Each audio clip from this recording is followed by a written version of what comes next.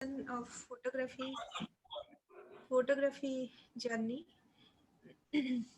So,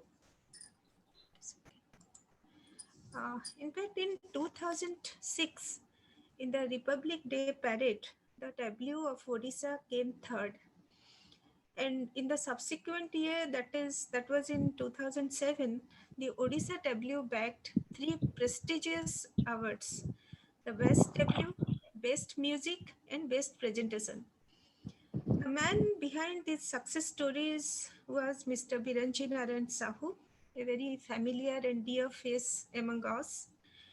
Uh, so, Sir is presently acting as the Canon Explorer, a visiting faculty at NIFT, and he also runs his own studio, that is B Clays. Uh, he is a man with manifold talents. He is a photographer, an artist, a photo editor, a graphic designer, a faculty, and only today I came to know that he is also a music composer. He's an avid wildlife photographer, an excellent macro photographer, a portrait photographer, and also very good at his product shoots. During the first wave of pandemic lockdown, he had engaged in-depth Photoshop classes for us, and those sessions were totally priceless as they immensely benefited many of us. Whatever I told about him is only the tip of the iceberg. Let us listen to his story in his own narrations. I would request Biranji sir to uh, to talk more of his many accomplishments. And dear friends, let us welcome Biranji sir and join him while he unravels the secrets of his photography. Biranji sir. Thank you so much, Sunila ma'am. जय जगन्नाथ समस्त को। जय Jagannath sir. जय जगन्नाथ। जय Jagannath sir.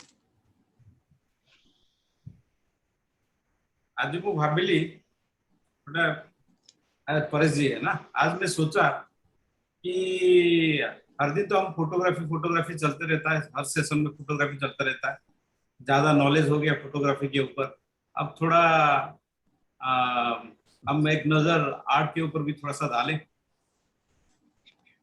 तो art and photography कैसे related है उसके ऊपर थोड़ा सा आज चर्चा करें। जैसे कि सुनीला मैडम ने कुछ इंट्रोडक्शन मेरा दिया, तो स्क्रीन शेयरिंग है।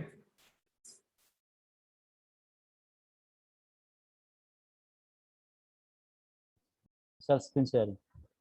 हाँ, जस्ट ऐसे।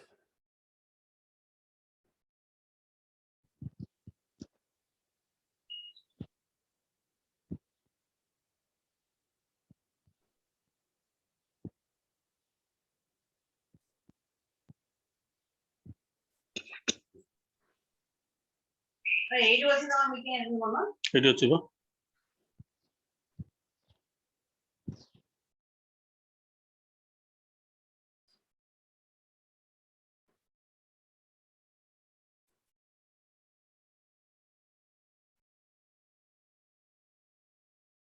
शेयरिंग है ना, देख पाते हो स्क्रीन से? सर सर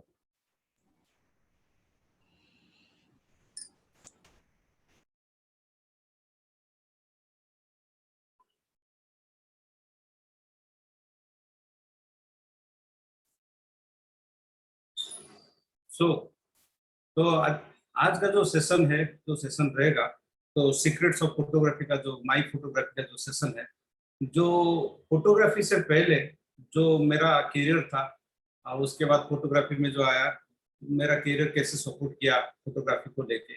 पहला तो फर्स्टली मैं खुद का बारे में कुछ आपसे शेयर करना चाहूँगा। तो मैंने 99 में खलीकोट आर्ट कॉलेज से पास आउट किया, अपना बैचलर डिग्री खत्म किया। उसके बाद मास्टर्स किया उत्कल यूनिवर्सिटी कल्चर से, फाइन आर्ट में ही। फाइन आर्ट में हमारा होता है एक एनिमेशन एंड ग्राफिक्स के ऊपर मैंने डिजाइन कोर्स किया था, मास्टर उसमें किया था।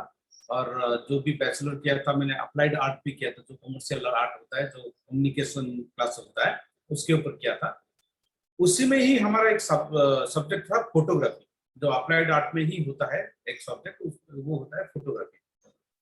तो तभी हम पहली बार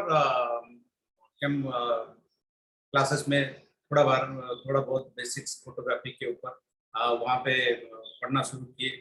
और हमारा वहाँ पे भी प्रोसेसिंग रूम भी था, जो कि रोल में हम खींचते थे, रोल को एक्सपोज करते थे। फोटोग्राफी वहाँ से ही हमारा शुरू हुआ। तो उससे पहले भी जो भी छोटा मोटा कैमरा आता था उससे भी हम थोड़ा बहुत फोटोग्राफी करते थे। और आज भी मुझे याद है काशीनाथ जेना करके एक जने उड़ीसा के एक रेनोन फोटोग्राफर है, वो हमारा वहाँ पे एक आर्ट वर्कशॉप हुआ था। वो आज मेंटर वहाँ पे आए थे। वहाँ पे हमको फोटोग्राफी के ऊपर ज्यादा, आर्किटेक्चरल फोटोग्राफी के ऊपर ज्यादा नॉलेज दिए थे। तो तब से मेरा भी एक कॉर्नर था कि मैं आर्किटेक्चरल फोटोग्राफी करूं। और फैशन फोटोग्राफी के ऊपर तो हमारा क्लासेस में था, हम भी करने के लिए चाहते थे। जो कि हमारा एक कम्युनिकेशन एक चैप्टर है, वहाँ पे कम्युनिकेशन चैप्टर में जैसे कि प्रोडक्ट करना या फैशन करना, ये सब तो हमको पहले बेसिक ये होता था कि फोटोग्राफी नहीं, पहले जो फोटो रियलिस्टिक पेंटिंग्स होता है, जो पोस्टर होता है, वो हम किस डायरेक्ट वो पोस्टर हम ड्राइंग करते थे, पेंटिंग करते थे। उसके बाद हम फोटोग्राफी में टूल्स में आए, टूल्स में आके हम कैमरे पे काम करना शुरू किया। तो मेरा फोटोग्राफी का जर्नी वहां से शुरू होता है। तो नेक्स्ट मैंने इस पे चलते हुए जो आर्ट फील्ड में मैंने बहुत सारा, मेरा बहुत अचीवमेंट्स है, अवार्ड्स है, जो कि मैंने स्टेट के लिए बहुत काम किया। जैसे कि मैम भी बता रही थी, मैंने कुछ टैब्लोस भी किए थे। एंड IITF जो दिल्ली में होता है, प्रगति मैदान में जो पैविलियंस होता है, उड़ीसा पैविलियन, उस पर भी काम किया है। और उसमें मुझे भी आज अचीवमेंट, मुझे नेशनल अवार्ड भी मिला था 2006, 7 एंड 2013 में। तो अगर आप लोग इंटरेस्टेड होंगे तो उसका कुछ तस्वीर देखेंगे। सर इंटरेस्टेड है सर, आप दिखाइए सर। जय जगन्नाथ सर। जय जगन्नाथ। तो डेफिनेटली देखेंगे। Please sir. अभी प्रेजेंटली वर्किंग में, मेरा अभी वर्किंग क्या है, प्रेजेंटली वर्किंग तो स्क्रीन पे है ऑलरेडी। तो प्रेजेंटली मैं अपना फार्म चलाता हूँ, जो कि बिरंची सेंटर ऑफ डिजाइन है। ये एक ग्राफिक डिजाइनिंग यूनिट है, जिसमें कि हम एडवर्टाइजिंग का सब काम करते हैं। एंड एक्सोटेक करके है, इसमें हम आर्किटेक्चरल का काम करते हैं। मैं सिंस 2004 से आर्किटेक्चरल काम करता हूँ, जो कि रहता है बिल्डिंग एलिवेशन वगैरह, वो सब मेरा स्पेशलाइजेशन है एलिवेशन डिजाइनिंग। मैं बिल्डिंग का एलिवेशन डिजाइन करता हूँ। भुवनेश्वर में कई सारे प्रोजेक्ट्स है जिसका मैंने एलिवेशन डिजाइन किया है। जैसे कि आपका कमिश्नरेट पुलिस है एंड पेंटालून है, जो मॉल देखे हैं, तो उसका एलिवेशन डिजाइन जो है मैंने ही किया था, उसका एलिवेशन डिजाइन। तो अभी जो है, अभी फिलहाल एक स्टूडियो भी हम ओपन किए हैं, आप सबको तो पता है। वो आज प्रैक्टिस हम उस स्टूडियो को कर रहे थे, पहले से मेरा था वो। एक्चुअली मैंने स्टूडियो सेटअप इसलिए किया था, जो कि निफ्ट में मैं पढ़ाता हूँ, कुछ R&D के लिए मैंने स्टूडियो सेटअप किया था। उसके साथ जो सेटअप है उसी हिसाब से हम अभी भी उसको स्टूडियो आज कंटिन्यू कर रहे हैं। तो मेरा भी एक ट्रस्ट भी है, जो कि आर्टिसियंस, जो क्राफ्ट्समैन होते हैं, आर्टिसियंस होते हैं, उन लोगों को हम ट्रेन करते हैं कि न्यू डिजाइन पे कैसे काम करें, एंड इनोवेटिव डिजाइन उनके साथ मिलके कैसे निकाले, वो सब हम उनको ट्रेनिंग देते हैं आर्टिसियंस को। तो निफ्ट के साथ मैं जुड़ा हुआ हूँ आज photography mentor and graphic designing mentor, उनका कंसल्टेंट भी हूँ। सो अदर इंस्टीट्यूट जैसे कि Birla global university, Khallikote art college, other colleges, वहाँ पे मैं आज जूरी मेंबर जाता हूँ एंड गेस्ट फैकल्टी वहाँ पे भी आर्ट एंड फोटोग्राफी के ऊपर मैं पढ़ाता हूँ।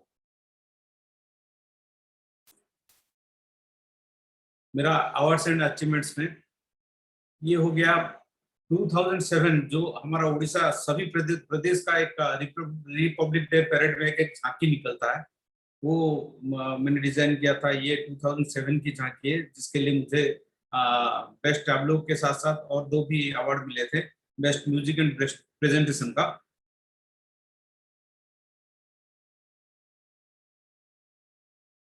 तो ये हो गया आपका 2006 में था अपनी क्राफ्ट ऑफ पीपली। जो पहला वाला टैब्लो था वो हमने क्या था, mask and toy craft of Orissa के ऊपर। ये जो टैब्लो है, ये टैब्लो जो बनाया है 2006 में अपनी क्राफ्ट ऑफ पीपली के ऊपर, इसको हम 3rd प्राइज मिला था। तो उड़ीसा में भी एज एन आर्टिस्ट 2006 एंड 7 के लिए मुझे फेलिसिटेशन भी किया गया था बाय चीफ मिनिस्टर नवीन पटनायक। ये मेरा पहला टैब्लो है 2003 में, जो कि मैं बहुत ही यंग था, 26 ईयर था मुझे जबकि मैं ये डिजाइन किया था।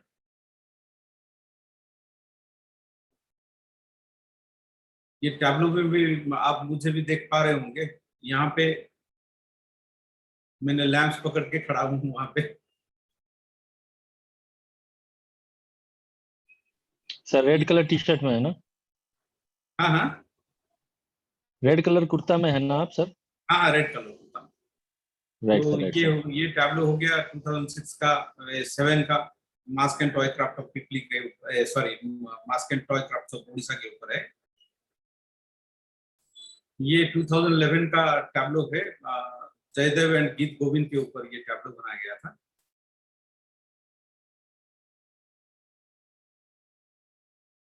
अगेन ऑन 2013 ये टैब्लो है जो आपका चंदन यात्रा के ऊपर बनाया गया था। इस पे हमको एक परफॉर्मेंस के लिए एक अवार्ड मिला था। उसके बाद टैब्लो का जर्नी खत्म होता है यहाँ पे। मैंने 5 साल 5 टाइम्स किया है टैब्लो। देन मैंने किया था निफ्ट के साथ ये करके उनके लिए डिजाइन दिया था मैंने। ये होता है उड़ीसा पैविलियन, जो दिल्ली में होता है IIFT के लिए, इंडियन इंटरनेशनल ट्रेड फेयर के लिए। जो उड़ीसा का जो पैविलियन होता है उसको मैंने डिजाइन किया था। तो इसके लिए भी हमको एक अवार्ड मिला था, 2nd प्राइज का अवार्ड मिला था इसको। 2015 में ये बनाया था हमारा। ये टॉपिक था मेक इन इंडिया के ऊपर। मेक इन इंडिया के ऊपर जो आप बिल्डिंग का जो स्ट्रक्चर देख रहे होंगे, ये सब हमारा जो टेम्पल मोटिव्स है, मोटिव्स को लेके मैंने उड़ीसा का टच दिया था इसमें, उड़ीसा को थोड़ा रिप्रेजेंट किया था तो ग्लोबल एंट्री के लिए।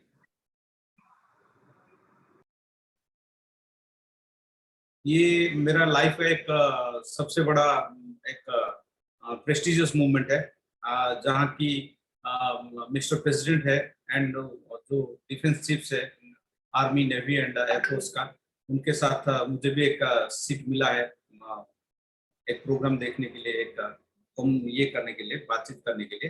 तो ये एक प्रेस्टिजियस मूवमेंट है। Another prestigious movement with Pratibha Singh Patil ji and Abdul Kalam ji, with vice presidents, with prime ministers Atal Bihari Vajpayee ji and Manmohan Singh ji.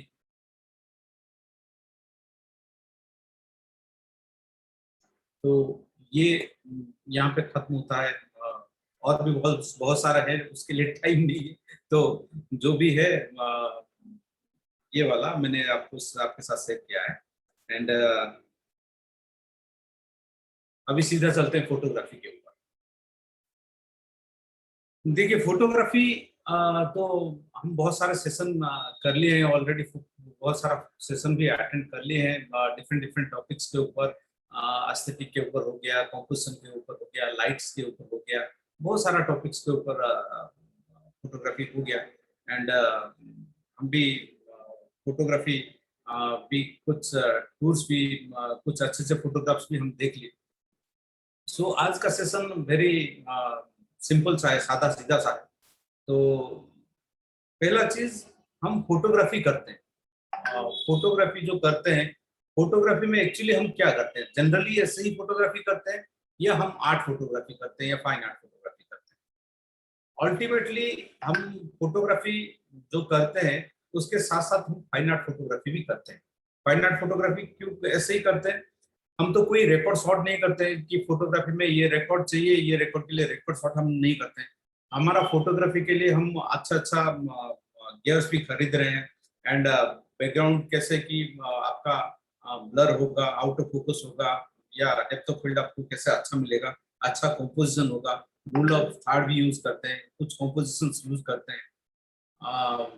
ये सब क्यों करते हैं?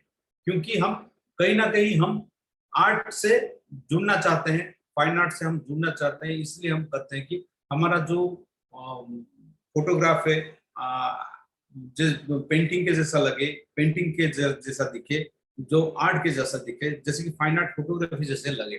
तो हम रन कर रहे हैं कि हमारा फोटोग्राफी कैसे आर्ट के साथ रिलेटेड हो। तो जितने भी अच्छे अच्छे फोटोग्राफ्स है, आप ऐसे ही नहीं आते, इसके लिए आपको बड़े मेहनत करना पड़ता है, और आपको ठीक से समझना पड़ता है, बेसिक समझना पड़ता है कि जो इसका क्या एलिमेंट्स है, क्या प्रिंसिपल्स है, ये सब हमको समझना होता है। और कहीं ना कहीं हम सब थोड़ा बहुत या पूरा ये सब हम जानते हैं कि इसमें क्या है, कि क्या कंपोजिशन क्या है एंड क्या है, ये सब जानते हैं। तो आज का जो टॉपिक रहेगा, आज का टॉपिक रहेगा कि हम पहले जो एलिमेंट्स होता है, जो एलिमेंट्स ऑफ आर्ट होता है एंड जो प्रिंसिपल्स होता है, उसके बारे में हम थोड़ा सा आज बातचीत करेंगे। यहाँ पे भी मुझे पता, यहाँ पे बहुत जनों को शायद पता होगा, एंड थोड़ा उसके बारे में हम चर्चा करेंगे।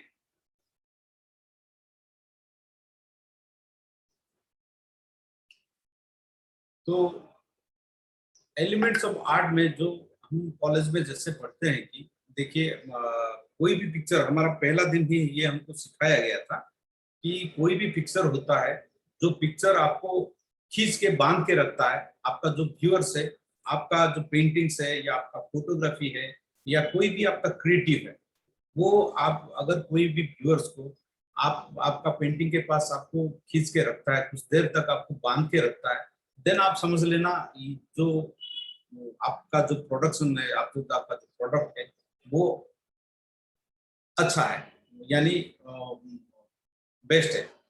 तो वही से हम शुरू करते हैं, जैसे कि बेसिक्स होता है, जो एलिमेंट्स होता है आर्ट का, वही आप बिना टूल एंड एसेसरीज के बिना हम कोई भी चीज नहीं कर सकते हैं। इसलिए जो आर्ट का जो टूल्स होता है, बेसिक ये चीज होता है, मेनली वो होता है एलिमेंट्स ऑफ आर्ट होता है, वो line, colour, value, form, space, shape, texture, ये सब होता है। एक आर्ट के एलिमेंट्स होते हैं, ये सब एलिमेंट्स है। ये इन सब एलिमेंट्स को हम ठीक से आज समझने के लिए कोशिश करेंगे। ये सबको अगर हम समझते हैं तो कहीं ना कहीं हमारा जो फोटोग्राफी है उसमें थोड़ा सा हमारा इंप्रूवमेंट आ जाएगा और थोड़ा बेटर होने लगेगा। तो फर्स्ट थिंग है, जो भी आर्ट का है या फोटोग्राफी है, लाइन। जितना भी फोटोग्राफी आप देखिए, मैंने इसको रिलेटेड किया है आर्ट के साथ, फोटोग्राफी को रिलेट करके मैंने ये पीपीटी बनाया है। तो फर्स्ट थिंग है लाइन। लाइन, बिना लाइन के हम कोई भी ड्राइंग नहीं कर सकते। कोई भी पेंटिंग करते हैं जब, तो पहला चीज होता है लाइन। हम पहले कोई लाइन लाइन लेते हैं, ड्राइंग्स करते हैं। ड्राइंग्स में हमारा उसमें शेप इंक्लूड होता है, कुछ शेप्स लेते हैं एंड कुछ डिफरेंट काइंड्स के लाइन लेते हैं, जैसे कि आपका स्ट्रेट लाइंस होता है एंड कर्व लाइंस होता है, जैकेट लाइंस होता है, जो फोर्सफुली लाइन होता है।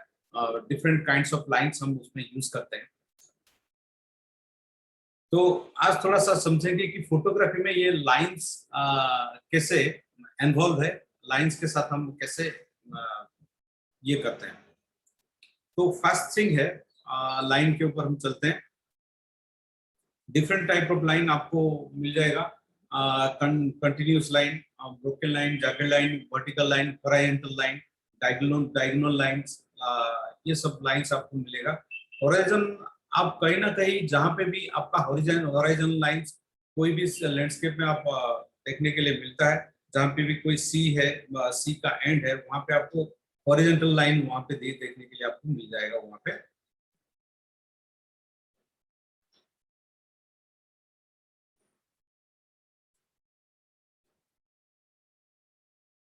Harmony with horizontal lines. Horizontal line में आप कोई भी लैंडस्केप में, जैसे कि मैंने बताया, आपका लाइन क्या करता है, ये सूदिंग सा इफेक्ट देता है और कंफर्टेबल आपको करता है कोई भी आपको लैंडस्केप को। वहां पे आप ये लाइन आप जो भी आप इमेज देखेंगे उसमें अगर थोड़ा सा स्टडी करेंगे आपको डिफरेंट लाइंस आपको मिल जाएगा, कहाँ पे स्लैंटिंग लाइन मिल जाएगा, कहाँ पे वर्टिकल लाइंस मिल जाएगा, डिफरेंट डिफरेंट पिक्चर्स में। लाइन अगर प्रॉपर है तो आपको इमेज सही दिखेगा। अगर आपका लाइन थोड़ा सा डिस्टर्बेंस है, इनबैलेंस है, तो आपको वो इमेज वहां पे इनप्रॉपर लगेगा, अच्छा नहीं लगेगा, वो डिस्टर्ब करेगा।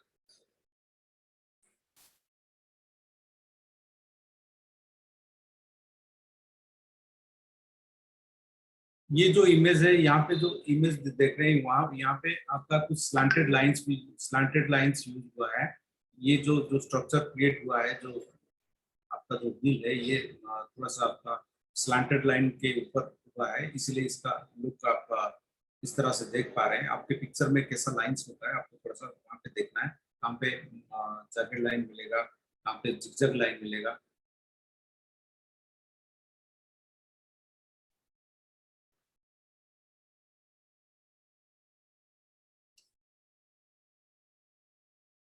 Prospective with converging line. Converging line क्या होता है, जहाँ पे एक आपका सेंटर हो गया, जैसे कि ये इमेज में, सॉरी, जैसे कि आपका ये वाला इमेज में हम एक करते हैं, हमारा कन्वर्जिंग सेंटर मान लीजिए कि ये है। यहाँ से जो लाइंस क्रिएट होता है, जैसे कि इसका परफेक्ट एग्जांपल लेते हैं, जो ट्रेन की पटरी जहाँ पे जाके एक पॉइंट में एक लाइन वेनिश होता है, बिल्कुल ये कन्वर्जिंग लाइन प्रोस्पेक्टिव होता है।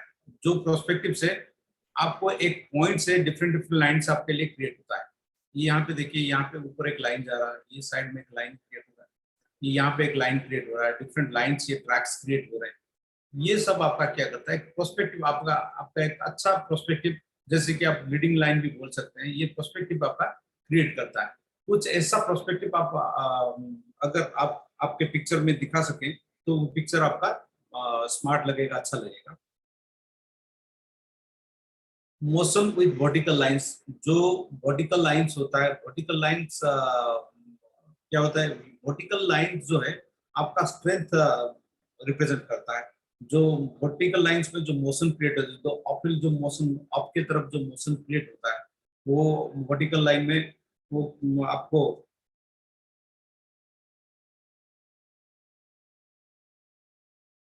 आपका जो आई है, आपका आई को ऊपर की तरफ खींचता है, एंड जो कि सुप्रीमेसी का एक इमेज आपको क्रिएट करता है, जो अच्छा लगता है। जो कि जितने भी आपका ऑब्लिस्क हो गया, या आपका कोई भी आपका मीनार टाइप का कोई थिंग्स हो गया, जो भी वर्टिकल आपका क्रिएट करता है, या कोई भी ट्री हो गया, वो जो हो गया आपके कोई आपका फोटो फ्रेम में आप उसको यूज करते हैं, तो अब वो क्या करता है, आपका वहां पे स्ट्रेंथ आपको शो करता है और सुपरमेसी शो करता है, वो वहां पे अच्छा लगता है।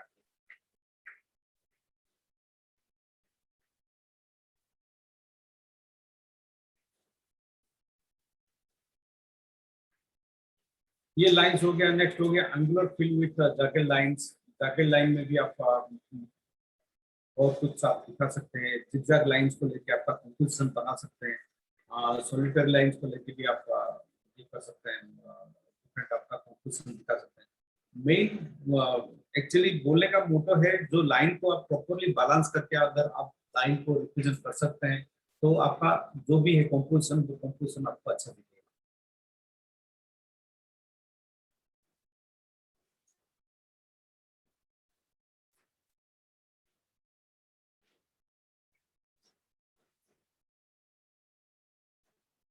line lines direct a viewer's eye and even their thoughts। ये है, जो भी लाइंस आपका क्या है, लाइन डायरेक्शन करता है। कोई भी चीज एक लाइन आपको डायरेक्ट करता है, जो आपका व्यूअर्स है वो आप देखते हैं।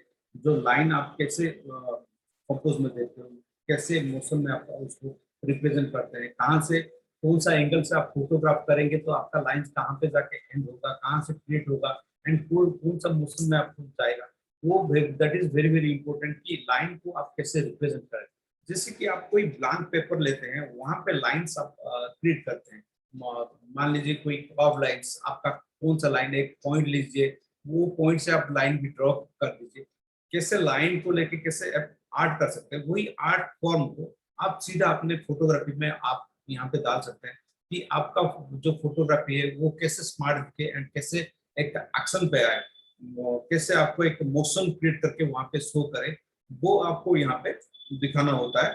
और अगर आप ये दिखा पाए तो आपका इमेज जो है वो और थोड़ा आपको ब्यूटीफुल, आपको एक हेवी वेट आपको प्रेजेंट करेगा।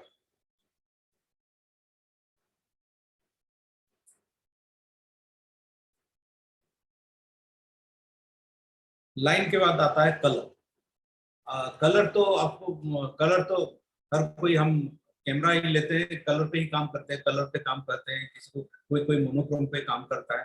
तो पहला चीज हो गया आपका कलर जो है, आप प्राइमरी कलर से लेके सेकेंडरी एंड आपका अदर कलर से मिक्स कलर से आपका। तो जैसे कि हम प्राइमरी कलर जो आर्ट का प्राइमरी कलर मानते हैं, रेड ब्लू एंड येलो को आर्ट का प्राइमरी कलर मानते हैं। फोटोग्राफी में तो आरजीबी को प्राइमरी कलर माना गया है। तो जो भी कलर है, कलर का अपना ही एक खुद का एक लैंग्वेज है। रेड का एक अलग लैंग्वेज है, ब्लू का एक अपना एक लैंग्वेज है, येलो का एक अलग लैंग्वेज है। और कलर में भी कुछ कलर म्यूटेड कलर्स होते हैं, कुछ कलर्स आपका एकदम कॉन्ट्रास्ट कलर होते हैं। तो उसको समझना बहुत जरूरी है, कौन सा कॉन्ट्रास्ट कलर है आपका। कलर कलर के साथ अपना जितना भी प्ले कर सकते हैं। जो हम लोग भी जैसे करते थे, हमको खाली कलर कलर के साथ खेलने के लिए हमारा 3 साल तक हम वाटर कलर पे ही काम किए हैं कि डिफरेंट कलर मिक्स करके डिफरेंट कलर्स में हम कलर पे ही हम डिस्टेंस क्रिएट करते थे। डेप्थ ऑफ फील्ड वहां पे ही बनाते थे। कोई कहाँ पे हमको डिस्टेंस दिखाना है, कौन सा चीज क्लोजर दिखाना है, कितना डेप्थ देना है, किसको कितना कॉन्ट्रास्ट में लाना है, किसको कितना हल्का करना है। तो कलर का जो वैल्यू है, कलर एंड वैल्यू वो मिला जुला है। जो वैल्यू जो होता है आपका कलर का वैल्यू में एक टिंट हो गया 100% में कितना आप उसमें लाइटर करते हैं या कितना डीप करते हैं। जो आप रेड कलर में जितना व्हाइट आप उसमें ऐड करते जाएंगे वो हल्का फीका होता जाएगा, आपका पिंकिश की तरफ जाएगा एंड व्हाइटिश की तरफ जाएगा, वो कलर का वैल्यू। तो कलर जो है, कलर के साथ आप जितना भी वहां पे प्ले करेंगे और कलर को जितना अच्छा समझेंगे और उसका कोड को भी जितना अच्छा समझेंगे, आपका फोटोग्राफी में उतना अच्छा निखार ला पाएंगे और उतना मैसेज आप थ्रू आपका फोटोग्राफी, आपका स्टोरी थ्रू फोटोग्राफी आप व्यूअर्स को दे पाएंगे या इंफॉर्मेटिव कर पाएंगे। तो कलर सेंस, कलर को समझना यहाँ पे बहुत जरूरी हो जाता है।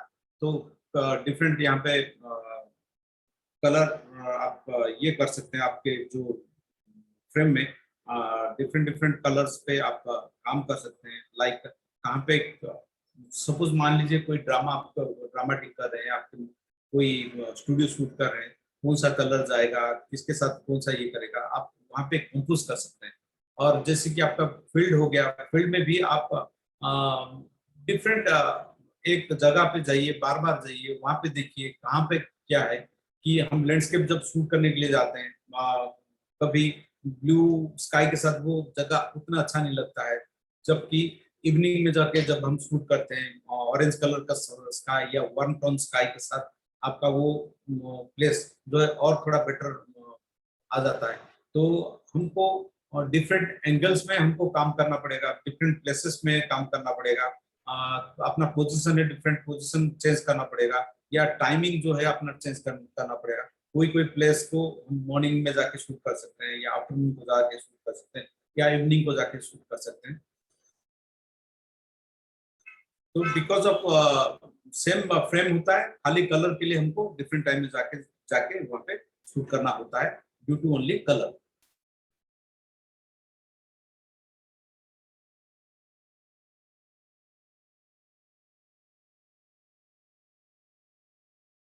तो नेक्स्ट हो गया आपका जो फ्रेम में colour balancing is very very important.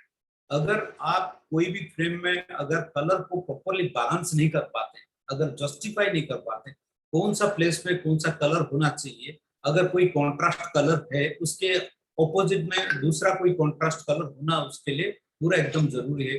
कोई भी म्यूटेड कलर है, म्यूटेड कलर जैसे कि हम स्पेस में हम ये करते हैं, कौन सा नेगेटिव स्पेस हो गया, कौन सा अपना ये स्पेस हो गया, तो इसी हिसाब से कलर को भी प्रॉपरली बैलेंस करना होता है। कहाँ जो भी होता है, जो भी कॉन्ट्रास्ट कलर होता है, कॉन्ट्रास्ट कलर को किस पोजीशन में कहाँ कौन सा प्लेस में रखें, एंड म्यूटेड कलर है, म्यूटेड कलर कहाँ पे आना चाहिए, ये सब हमको पूरा ध्यान देना पड़ेगा कि हमारा कंपोजिशन में क्या है। तो अगर कलर को हम ठीक से अगर जान पाएंगे, पहचान पाएंगे, तो डेफिनेटली अपना फोटोग्राफ बहुत निखर के आ जाएगा और अच्छा भी लगेगा, आपका व्यूज को उतना अच्छा कॉन्टैक्ट कर पाएगा।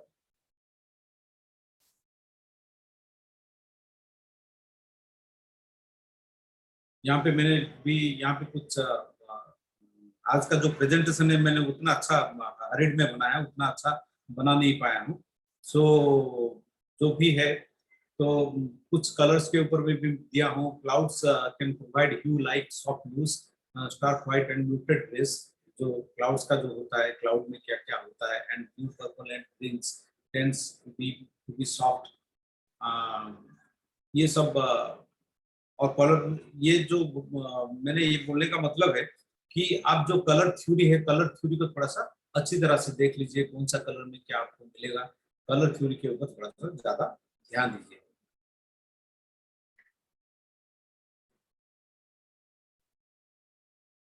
जैसे कि मैंने बताया था कि वैल्यू वैल्यू होता है, जैसे कि कोई भी 100% कलर से आप व्हाइट एडेड करते हो, या रेड, अगर मान लीजिए रेड कलर 100% रेड कलर हो गया, रेड कलर में आप व्हाइट ऐड कर देते हो, आपका लाइटर सेट के तरफ जाता है। और उसमें आप अगर ब्लैक ऐड करते हो तो आपका ब्लैकर सेट के तरफ जाता है, जिसमें हम फोटोग्राफी में ये करते हैं वैल्यू को, और एक्सपोजर को जैसे ओवर एक्सपोज करते हैं या अंडर एक्सपोज करके काम करते हैं।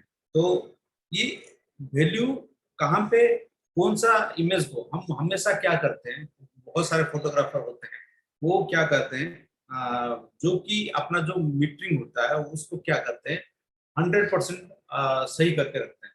मैं जब भी फोटोग्राफी करता हूँ, मैं कभी कभार कुछ स्टॉप ओवर भी करता हूँ, कुछ स्टॉप मैं अंडर भी करता हूँ, क्योंकि जहां पे भी ये कलर, अगर सही से आप कलर को समझ जाओगे तो कौन सा कलर को आपको थोड़ा सा ओवर करके रिप्रेजेंट करना है एंड कौन सा कलर को आपको अंडर करके रिप्रेजेंट करना है। वहां पे ये जो इमेज आप साथ में देख रहे हैं, ये इमेज, ये जो फ्रेम मैंने जो लिया हूँ, ये फ्रेम में मैंने अंडर करके इसको लिया।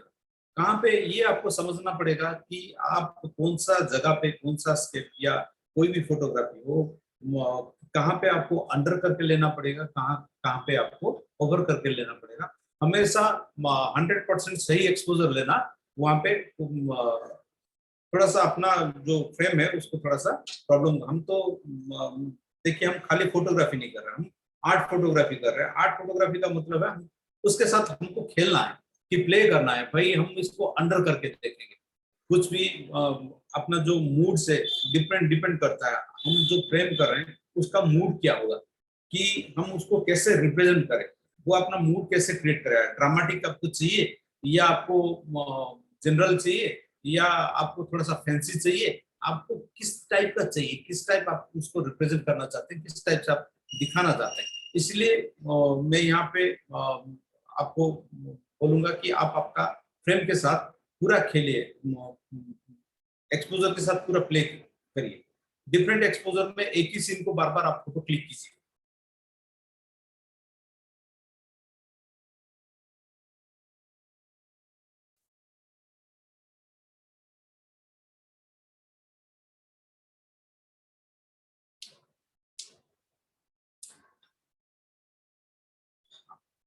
तो आपका फ्रेम में कोई सब्जेक्ट है उसमें एम्फासिस होना बहुत जरूरी है, एम्फासिस करना बहुत जरूरी है। आप कोई भी एलिमेंट्स हो गया, एलिमेंट को ले लीजिए, पूरा एलिमेंट पे पूरा कंप्लीटली ध्यान दीजिए। आपका लैंडस्केप में जो है, आपका जो सब्जेक्ट है, मेन सब्जेक्ट है, उस पर आपको एम्फासिस देना बहुत जरूरी होता है।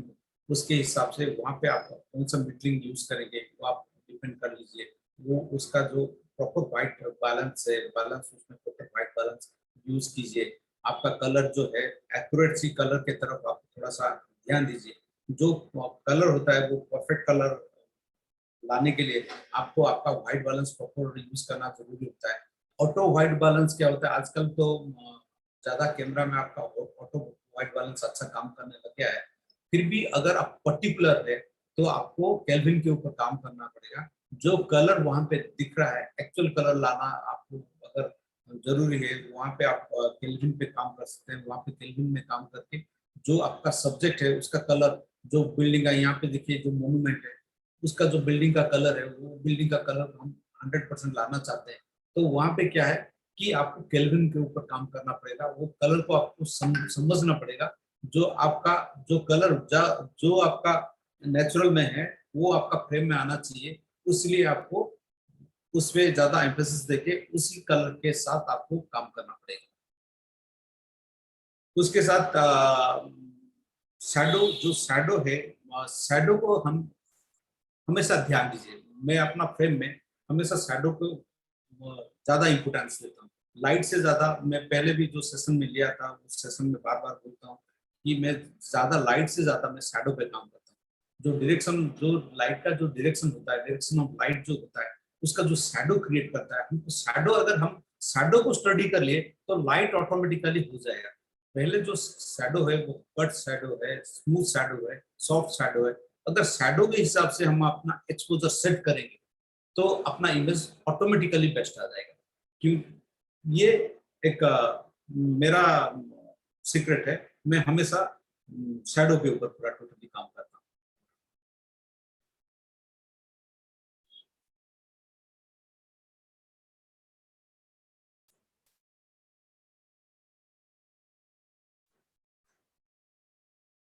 उसके बाद आ जाता है शेप। शेप देखिए, जैसे कि आप फोटोग्राफी में भूल जाइए, आप ड्राइंग की तरफ आ जाइए। डिफरेंट टाइप्स ऑफ शेप, आप ज्योमेट्रिकल शेप्स देखते हैं, ऑर्गेनिक शेप्स देखते हैं। एक कैनवस में कौन सा टाइप का शेप आपको अच्छा लगता है? आपका कंप्यूटर स्क्रीन में आप डिफरेंट शेप्स करते हैं, कौन सा टाइप का शेप आपको अच्छा लगता है, कौन सा टाइप का शेप आपका आई को अपील करता है, वो शेप के ऊपर अगर आप ज्यादा ध्यान देंगे तो आपका फोटोग्राफी उसी हिसाब से आप कंपोज भी ऑटोमेटिकली कर पाएंगे। देखिए कुछ रूल्स तो होते हैं, रूल ऑफ थर्ड हो गया या डिफरेंट कंपोजिशन में डिफरेंट रूल्स हो गया। तो कंपोजिशन तब हम जाके कर पाएंगे जबकि हम एलिमेंट को सही तरह से समझ जाएंगे। कौन सा शेप है, डिफरेंट टाइप्स ऑफ शेप्स होता है। कुछ शेप्स होता है वो जो आंखों को अच्छा ही नहीं लगता है, कुछ शेप होता है वो जो कि स्मार्ट लगता है, उस शेप में हम फोर्स को एंड मोशन को फील करते हैं। जो शेप है वो पहले अपना जो शेप के ऊपर बिल्कुल नॉलेज होना चाहिए। जो शेप होता है actually what is shape, shape क्या होता है? शेप होता है कोई भी एक लाइन हो गया, लाइन कंप्लीटेड हो गया, उसको हम कंप्लीट करते हैं, कोई शेप क्रिएट करते हैं, देन वो एक शेप हो गया। वो शेप को हम देखेंगे उस कौन सा शेप है जो हमको अच्छा लगता है। ज्योमेट्रिकल शेप्स में भी हम देखते हैं, डिफरेंट शेप लेके भी हम ड्राइंग करते हैं।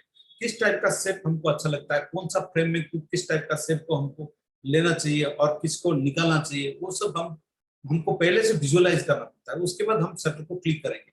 अगर ऐसे ही रैंडमली हम अपना शटर को क्लिक करते रहेंगे तो कुछ फायदा होने वाला नहीं है। आप ग्राउंड पे काम करेंगे, घर पे आके देखेंगे यार ये भाई तो ये तो अच्छा नहीं लग रहा है, ग्राउंड पे तो अच्छा लग रहा था, नेकेड आई में अच्छा लग रहा था, जब मैंने फोटोग्राफ किया वो सीन मुझे अच्छा नहीं लग रहा है। हमेशा ये कंफ्यूजन रहता है। अगर हम सही तरह से शेप को या फॉर्म को हम समझ जाएंगे, तो शेप एंड फॉर्म को अगर समझ गए तो ऑटोमेटिकली अपना जो पिक्चर है, जो भी पिक्चर हम लेंगे 90% पिक्चर आपका अच्छा निकल आएगा। 10% तो ऐसे ही रहेगा, आप प्ले करते करते एक दो इधर उधर भागेगा, लेकिन 90% फ्रेम आपका खाली नहीं रहेगा, अच्छा ही आएगा। पहले से आपको जब भी आप शटर क्लिक करते हो उससे पहले आपको 5 बार सोचो कि आपका फ्रेम कहाँ पे रखना है, बैकग्राउंड कैसा आना है, आपका जो सब्जेक्ट है उसका शेप क्या है, जो आप यहाँ पे जो सीन में देख रहे हैं जो कि याक है वो इसका एंगल कैसा है, आउटलाइन कैसा है, कि इसमें जो शेप मैंने इंक्लूड किया हुआ है जो शेप कैसा क्रिएट कर रहा है, एंड जो जितना है positive space and negative space आपका प्रॉपरली फ्रेम के साथ है या नहीं है। जो पिक्चर्स भी आज जो भी प्रेजेंटेशन में जितने भी पिक्चर है वो एकदम अनएडिटेड पिक्चर है एंड विदाउट क्रॉप भी है। कोई भी पिक्चर क्रॉप भी किया नहीं गया है, मैं अगर चाहे तो आपको रॉ भी भेज सकता हूँ, नो प्रॉब्लम। तो कंपोजिशन जो है, मैं जो भी पिक्चर लेता हूँ पहले से कंपोज कर लेता हूँ फ्रेम में। अपना भी जो होता था आर्ट कॉलेजेस में जो होता था, हम एक पेपर लेते थे, उसमें कट करते थे एक स्क्वायर का। हमारा एक स्क्वायर का साइज होता है, जो भी हम रेक्टेंगल का साइज लेते हैं अपना फ्रेम में। अगर मान लीजिए हमारा कैनवस है 3 फीट बाई 2 फीट, तो उसी रेशियो में हम 3 इंच का एंड 2 इंच का हम स्क्वायर एक काटते थे। स्क्वायर में अपना फ्रेम पहले लेके रखते थे फील्ड पे, कि ये फ्रेम में हमको, वो स्क्वायर में हमको अपना जो फ्रेम बन गया है उसमें कैसा दिखता है, जो अपना हम जो जाके स्टडी करेंगे या जहाँ पे जाके हम कोई भी ड्राइंग पेंटिंग करते थे, ऑन साइट पेंटिंग तो करते थे, वहां पे हम देखते थे फ्रेम कैसे, पहले कैसा फ्रेम दिखाई देगा, हम कॉम्पोजिशन कैसे लेंगे। और उसके बाद हम सोचते थे कि हम जो पेंटिंग करेंगे वो पेंटिंग में ये सीन तो कर लिए, उसके साथ क्या ऐड करेंगे। वहां पे कोई फिगर देंगे, एक लैंडस्केप हो गया, खाली खाली लैंडस्केप अच्छा नहीं लगता। वहां पे कोई अगर एनिमल को ऐड करना है या कोई ह्यूमन बीइंग को ऐड करना है, वो बाद में हम विजुअलाइज करके मेमोरिकली हम वहां पे उसको डाल देते हैं।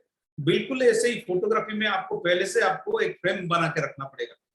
फ्रेम पहले बना के रखिए, बैकग्राउंड कैसा आ रहा है, जो आपका जो सब्जेक्ट है वो कैसा आ रहा है, उसी हिसाब से आप फ्रेम को कंपोज कीजिए। फ्रेम को कंपोज करके उसके बाद आप शटर दबाइए।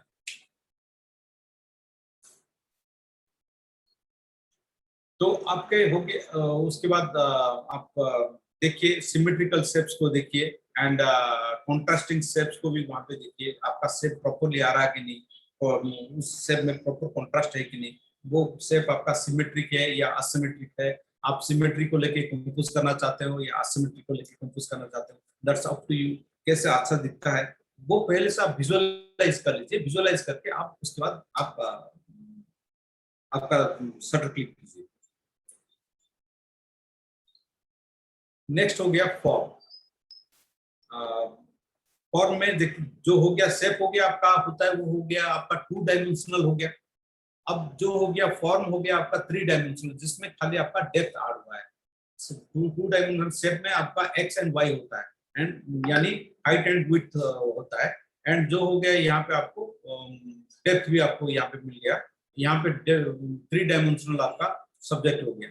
तो शेप में भी, अब फॉर्म में भी वही सेम थिंग है, कौन सा टाइप का, किस टाइप का फॉर्म लेना है, किस फॉर्म के साथ कैसा काम करना है, वो आप पे डिपेंड करता है। किसको कहाँ पे कंपोज करना है, आप उसको बॉटम द लाइन कंपोज करना चाहते हो या रूल ऑफ थर्ड में करना चाहते हो या स्पाइरल कंपोजिशन में लाना चाहते हो, दैट्स अप टू यू। आपका शेप कैसा है, किस टाइप का फॉर्म है, उस फॉर्म को लेके आपका कंपोजिशन उस हिसाब से आप बना सकते हो।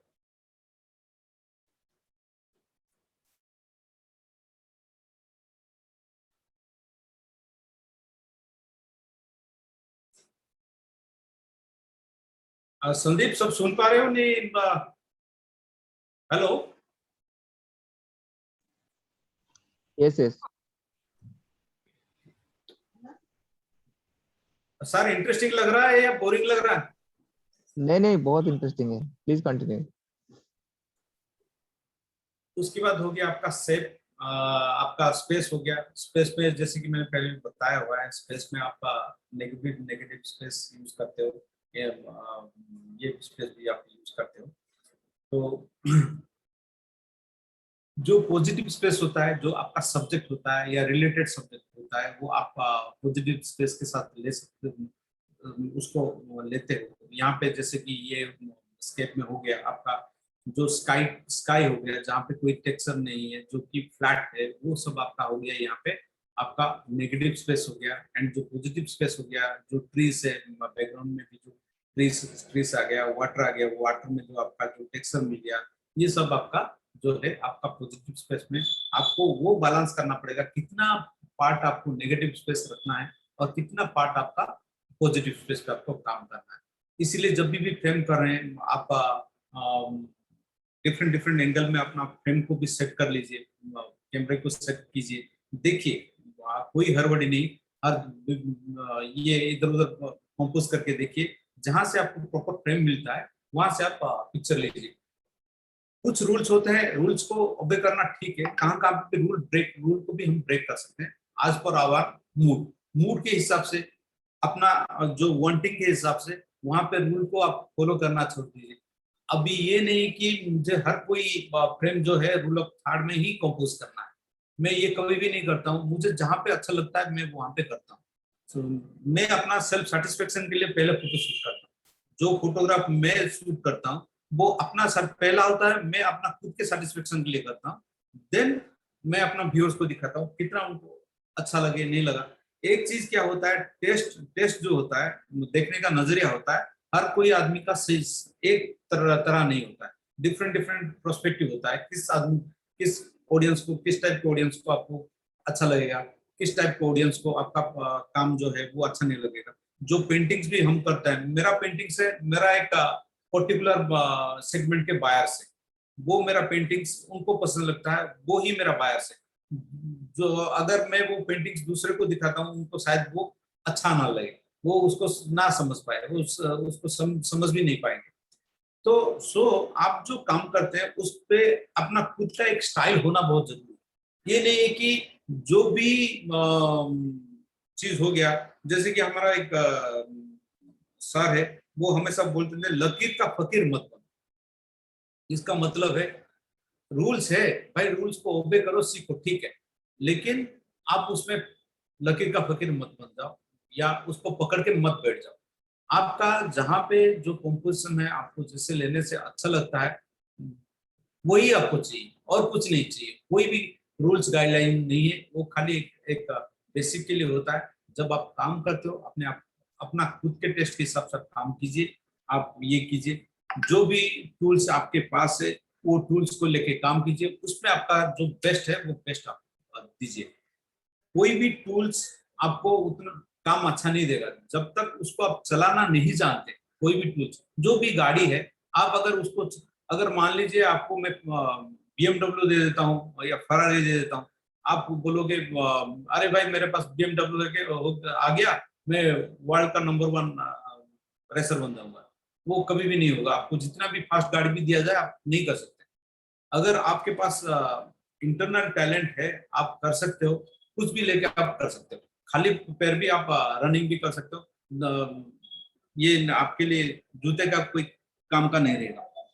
इसी हिसाब से जो भी है एलिमेंट्स है एंड जो प्रिंसिपल्स है उसको समझना जरूरी है, उसको लेके आपको काम करना बहुत जरूरी होता है।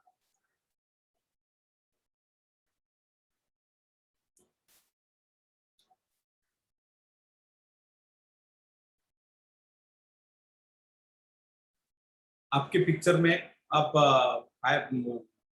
परफेक्ट सिमेट्री को लीजिए, जहाँ पे कि आप जैसे कि एग्जांपल है, जो भी कोई भी फ्लावर हो गया या कोई भी कैक्टस हो गया, उसका सेंटर से देखें तो परफेक्ट सिमेट्री आता है।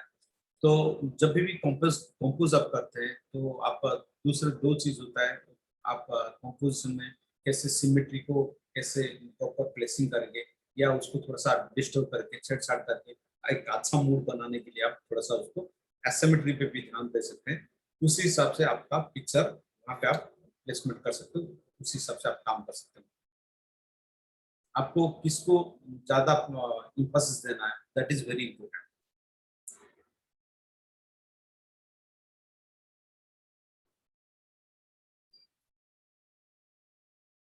उसके बाद आप आता है आपका सबके बाद आता है टेक्सचर। टेक्सचर जो है, टेक्सचर आप टेक्सचर को ज्यादा आप फील ज्यादा करते हैं और टेक्सचर को ज्यादा फील करते हैं। टेक्सचर का जो रिदम होता है वो रिदम को ज्यादा आप इंटरनली फील करते हैं। तो जो टेक्सचर हो गया, ये जो इमेज है एक याक है एंड उसका जो कैप है वो ये करने के टाइम, फीडिंग करने के टाइम में है।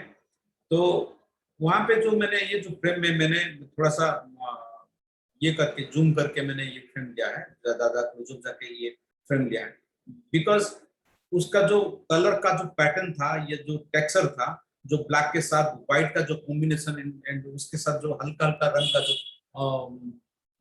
टेक्सचर जो क्रिएट हो रहा था, वो पर्टिकुलर पोजीशन में मुझे बहुत अच्छा लगा, इसलिए मैंने ये फ्रेम लिया था। तो आपको फ्रेम में, आपका जो फ्रेम में आपको देखना पड़ेगा कि आपका फ्रेम किस तरह का बैलेंस करता है, आप किस तरह से आप उसको लेना चाहते हो।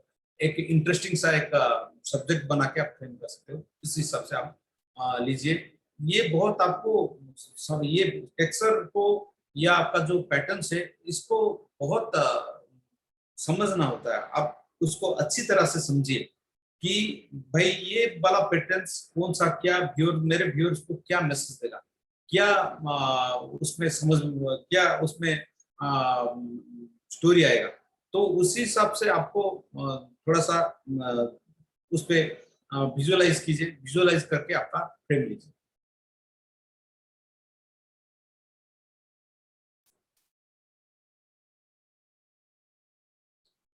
कलर के साथ भी कलर का पैटर्न भी आप ले सकते हैं। डिफरेंट डिफरेंट कलर्स का पैटर्न होता है, पैटर्न उस पैटर्न्स भी आप काम कर सकते हैं।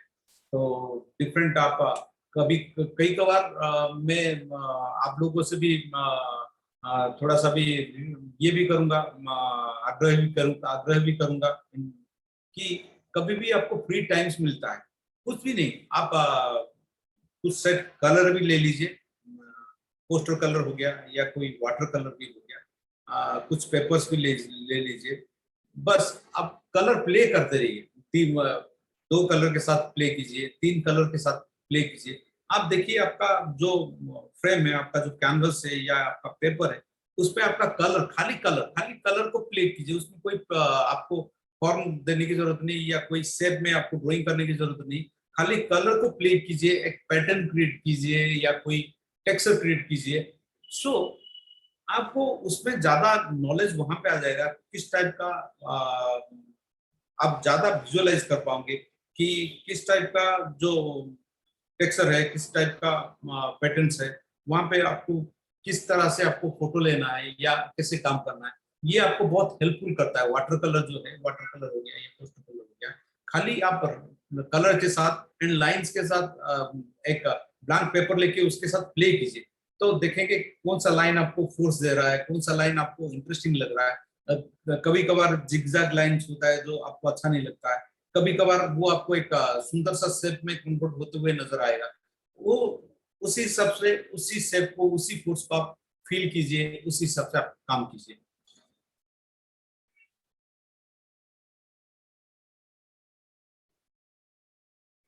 हाँ, जैसे कि आप जब भी आप फोटो शूट करते हैं, अगर मान लीजिए कई कई कई बार ये भी होता है, मैं भी जो करता हूँ, मान लीजिए एक ट्रिप पे गया हूँ, मुझे कुछ चीज अच्छा ही नहीं लग रहा है, अच्छा फ्रेम में कुछ नहीं मिल रहा है, तभी मैं क्या करता हूँ, खाली क्यों बैठना है, कोई भी टेक्सचर या पैटर्न्स पे काम करना शुरू करता हूँ। कोई भी पत्ता हो गया, उसका पत्ते को, लीफ का हो गया, लीफ का, या कोई पेटल्स हो गया, उसका टेक्सचर शूट करना, ये करना।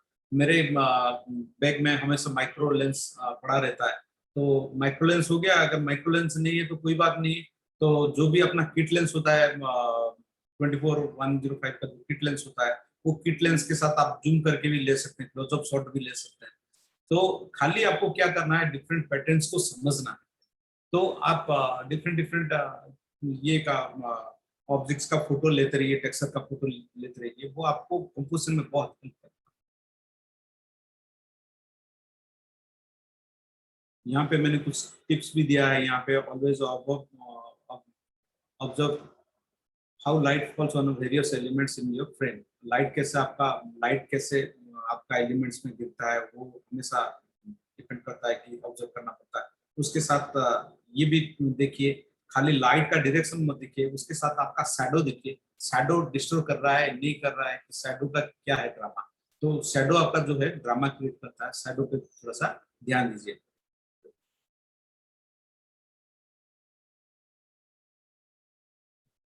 यहाँ पे नेक्स्ट मैंने दिया है, always have an element of interest in the frame. जो फ्रेम है आपके फ्रेम में, हमेशा बोरिंग फ्रेम मत क्रिएट कीजिए, कोई भी इंटरेस्ट सा चीज वो फ्रेम में हो सके तो उसको ऐड कर दीजिए। लास्ट में मैंने दिया, when in confusion go by instinct. मैंने भी जैसे ही बताया कि भाई जब कंफ्यूजन होता है, कुछ काम नहीं होता है, अगर काम पे अच्छा शॉट नहीं मिल रहा है, अच्छा फ्रेम नहीं मिल रहा है, तो आपको टाइम वेस्ट मत कीजिए, वो पार्ट को वहां पे छोड़ के दूसरे पार्ट में लग जाइए।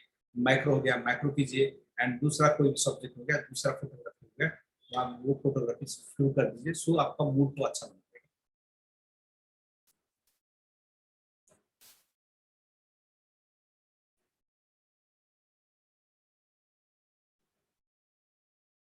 नेक्स्ट हो गया प्रिंसिपल ऑफ आर्ट।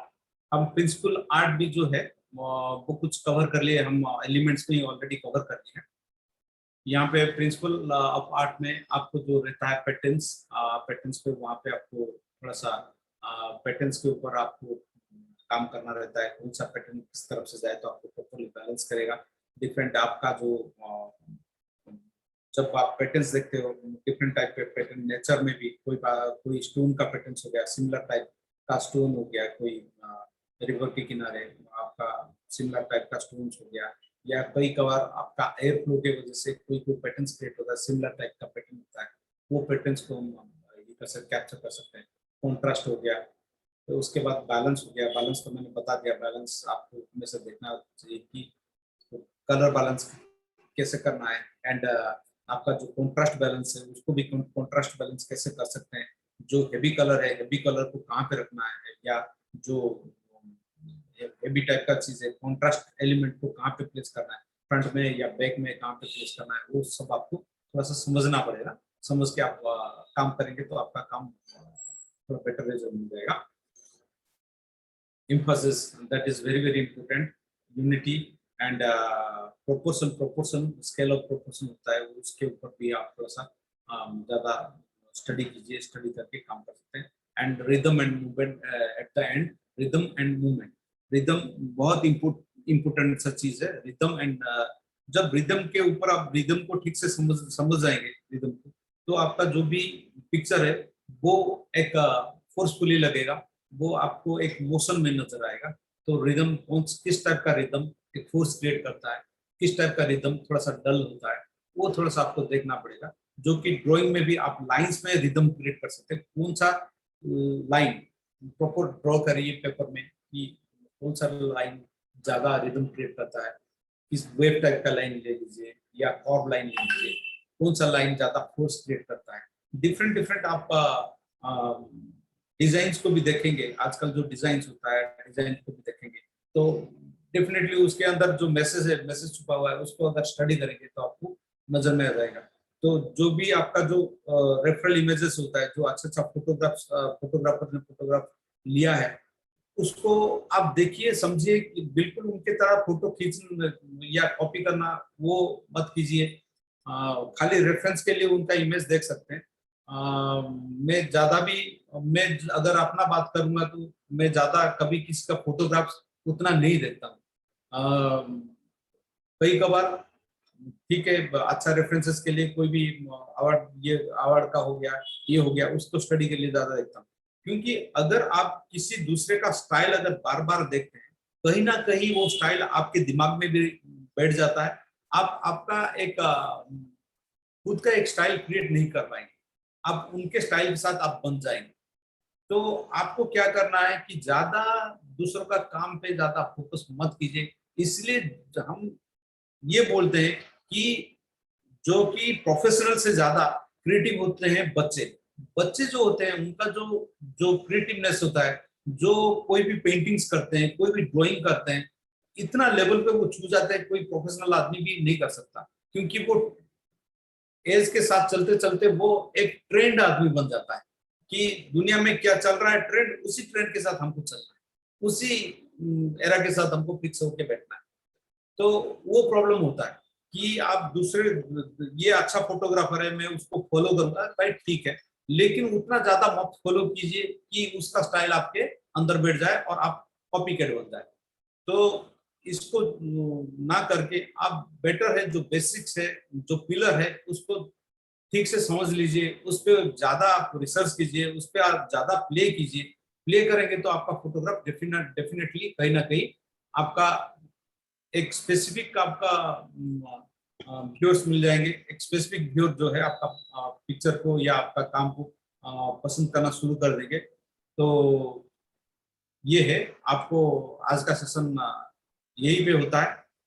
तो जो हो गया आपका प्रिंसिपल ऑफ जो आर्ट है एंड एलिमेंट्स ऑफ आर्ट है या डिजाइन है, उसको आप थोड़ा सा उस पर गहरा प्ले कीजिए, उसके साथ और थोड़ा रिसर्च कीजिए। Virendra sir, this Ajay. आप तो सब्जेक्ट मैटर एक्सपर्ट है, हम ऐसे फोटो लेते हैं। ये जो फोटो है आपके स्क्रीन पर, उसमें वो जो मोनास्ट्री है लुक्स वेरी गुड, लेकिन वो जो मोनास्ट्री है उसके आगे जो येलो वाला बिल्डिंग है वो पूरा नहीं आ रहा है। माने मोनास्ट्री भी उससे कवर हो गया है, वो भी पूरा नहीं है। ये ठीक है या थोड़ा ज्यादा लेने से, क्रॉप थोड़ा कम करने से अच्छा रहता? सर ये जो पिक्चर है, जो यहाँ पे येलो पार्ट जो आप देख रहे हैं, येलो पार्ट, सर ये जो डेफिनेटली यहाँ पे मोनेस्ट्री को ये डिस्टर्ब कर रहा है। राइट, थोड़ा कवर हो रहा है। तो इस अगर पूरा आ जाता तो सही रहता, या थोड़ा एंगल चेंज करने से सही होता? ये थोड़ा पूरा आ जाता तो डेफिनेटली सही होता। देखिए सर, फोटोग्राफी में क्या है कि हम कुछ लिमिटेशंस है। मैंने यहाँ पे जो जितने भी फोटोग्राफ्स डाले हुए हैं उसमें कुछ परफेक्ट फोटोग्राफ्स नहीं डाले हुए सर। उसमें प्रॉब्लम भी है, साथ में प्लस भी है एंड माइनस भी है। फोटोग्राफी में क्या है, यहाँ पे ये बिल्डिंग है और दूसरे जगह भी नहीं है। मैंने एक पीछे वाला फोटो में मैंने और फ्रेम में बिल्डिंग को पूरा दिखाया था। मैंने ये फोटो में खाली एक मूड क्रिएट करना ये चाहता हूँ कि फोटोग्राफर जाके वहां पे बिल्डिंग को फोटो कर रहे हैं। मेरा ये जो फोटो है ये मैसेज क्रिएट करता है कि फोटोग्राफर्स फोटो खींच रहे हैं बिल्डिंग को, तो फ्रंट से वो लोग फोटो ले रहे हैं। तो मेरा ये सेंस से ये इमेज दिया गया है एंड फ्रेम के हिसाब से नहीं है सर। ठीक है, क्योंकि आप एक्सपर्ट है, जो डालेंगे वही बेंचमार्क होगा। नहीं सर, बिल्कुल नहीं। इसलिए तो मैं कुछ देर पहले ये बोला कि किसी दूसरे का काम को फॉलो मत कीजिए सर। आप जो खुद का है, खुद का काम कीजिए, खुद का। ये फॉलो करने की नहीं, ये टेक्निकल मैंने टेक्निकली करेक्ट है कि नहीं वो जानना था। नहीं सर, कई कबार टेक्निकली हो सकता है। अगर हम यहाँ पे अगर थोड़ा सा येलो को डोमिनेट कर दे तो किसी हद तक अच्छा लगेगा। Thank you. येलो जो कॉन्ट्रास्ट क्रिएट कर रहा है ये थोड़ा सा डिस्टर्ब कर रहा है। हाँ, कवर भी कर रहा है मोनास्ट्री को। जी जी।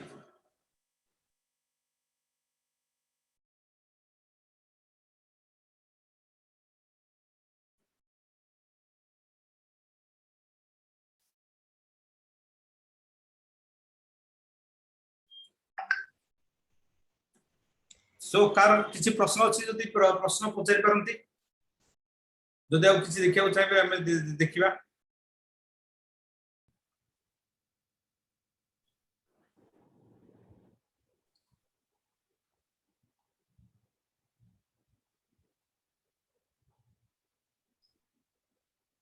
এটা রিসেন্টলি लास्ट थर्सडे इंडिया आइतला। एटा हुआकाई रिवर कूल रे लेथली। हठात ड्रामाटिक स्काई आसला। ड्रामाटिक स्काई सहित टिके सिलाउट इफेक्ट देवा जायतली। किछटा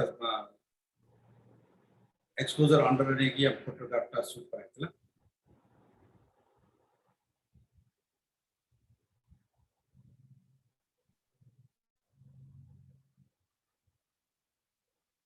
देखाउ छ फोटोस आगे आगे दिखाओ।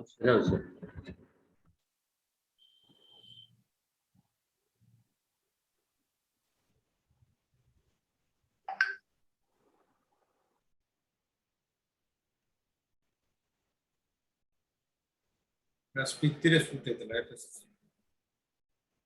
এটা एक्चुअली मु एसडीआर शूट करते हैं। এটা सब एसडीआर शूट।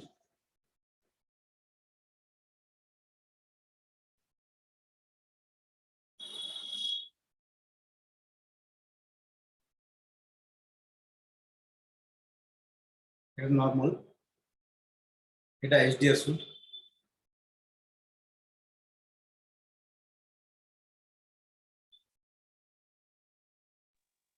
एसडीआर विषय टिके कहिबे। एसडीआर सर तीनटा फ्रेम आपण गोटे नॉर्मल माने एक्यूरेट एक्सपोजर रे आपण शूट करिवे। जो नॉर्मल एक्सपोजर जोटा रहला आउ दीटा फ्रेम जोटा रहला, गोटे फ्रेम आपण अंडर रे लेके शूट करिवे। आउट फ्रेम वन स्टॉप और टू स्टॉप अंडर रे आपण शूट कर परिवे एंड ओवर एक्सपोजर भी ये शूट कर परिवे।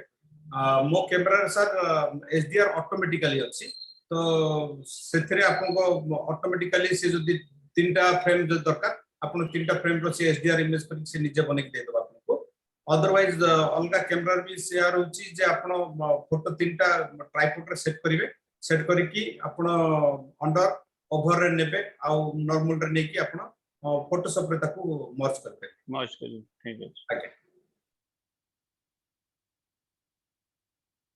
आपन डिपेंड करछे सर जेतरे भी फ्रेम नहीं परिबे पांचटा फ्रेम सातटा फ्रेम में आपन जेतरा भी नहीं परिबे और फिगर्स गुड इवनिंग परेश बोल रहा था यहाँ पे मेरा एक क्वेश्चन है थोड़ा सा आपसे हाँ परेश सर नमस्कार बोलिए सर हाँ ये जो अपना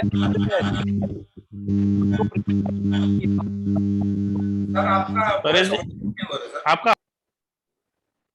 हेलो परेश जी आपका आवाज ठीक से नहीं आ रहा है सर अभी आ रहा है सर हाँ अभी आ रहा है सर मेरा ये क्वेश्चन था कि जैसे जो अपना कैमरे में एचडीआर बनता है जी उसको पर करते हैं कि आप 2 या 3 different exposure according to light जैसे स्काई अपन ने अलग एक्सपोज किया जी और सर नीचे एक्सपोज करके फिर एक्सपोजर ब्लेंडिंग करते हैं आप जी आप दोनों में से कौन सा प्रेफर करते हैं सर फिर से बोलेंगे सर जैसे सर फिर से टेस्ट होगा सर सुने नहीं जरा आवाज नहीं आ रहा है क्या सर मेरा हेलो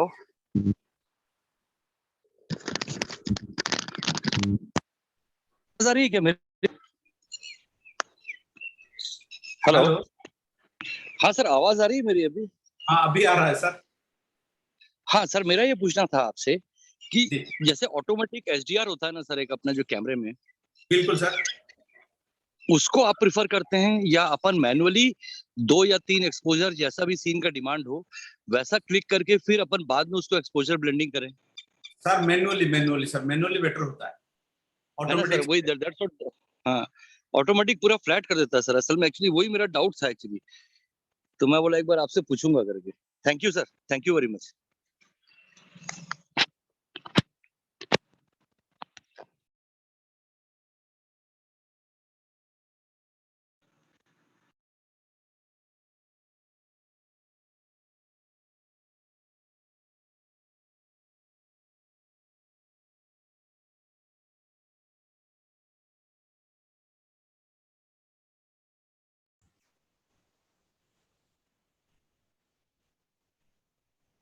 डिस्कनेक्ट हो गला बोधे सैम करो ବିରଞ୍ଚି ବାବୁ ଅଛନ୍ତି डिस्कनेक्ट हो गला बोधे तकर ना देवे